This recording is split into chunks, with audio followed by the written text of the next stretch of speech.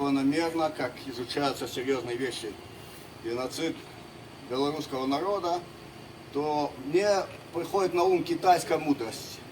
Когда наилучшее время посадить дерево?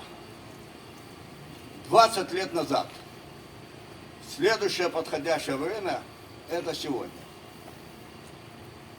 Необходимо было, конечно, планомерное изучение начинать десятилетия назад, но хорошо, что оно начато сегодня. 3 аспекта в изучении геноцида белорусского народа нам необходимо знать. Во-первых, знать точно, что было, как это происходило. Множество документов, которые проливают исчерпывающий свет на события, российскими историками запущены в оборот в самые последние годы.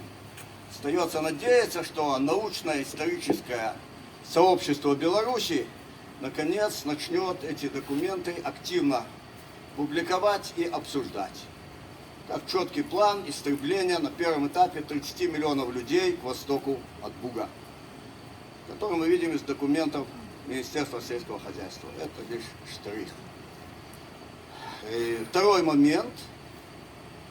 Оперативный. Надо понимать, кому противостоят народы союзного государства, что движет тем миром, как они смотрят на тех, кто к востоку от Буга. Это надо очень четко себе представлять.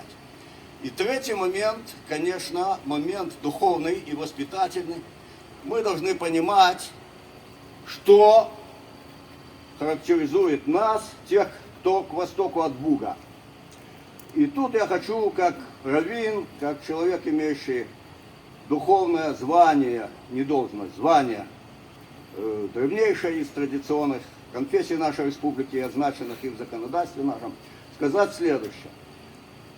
Несмотря на декларируемый атеизм, советское общество, однако, продолжало зиждиться и укреплять фундаментальные ценности всех наших авраамических, как мы называем, традиционных конфессий в Азии и примыкающих к ним. Точно так же, как для нас неотъемлемым инструментом является геометрия Евклида, физика Ньютона, теория относительности Эйнштейна, нам абсолютно безразлично, во что верили, не верили эти люди и все другие, Мечников или Пастер, это важнейший инструмент. Механизмы эксплуатации человека человеком и хищническая природа капитала и соответствующих классов, которые скрыли Маркс и Энгельс, это необходимый научный инструмент.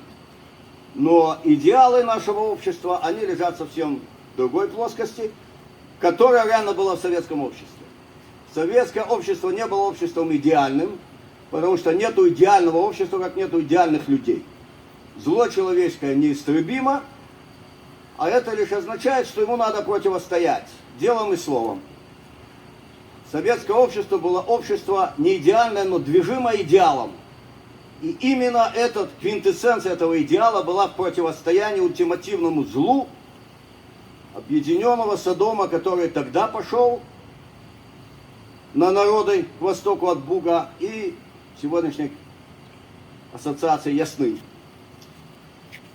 Мы должны помнить эти вещи, и мы должны, кроме того, помнить, что советская страна, которая победила ультимативное мировое зло, нацизм, это были все советские народы под руководством Иосифа Виссарионовича Сталина.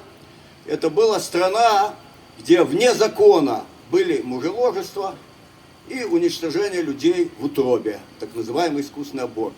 Что я желаю с Божьей помощью нашей республике.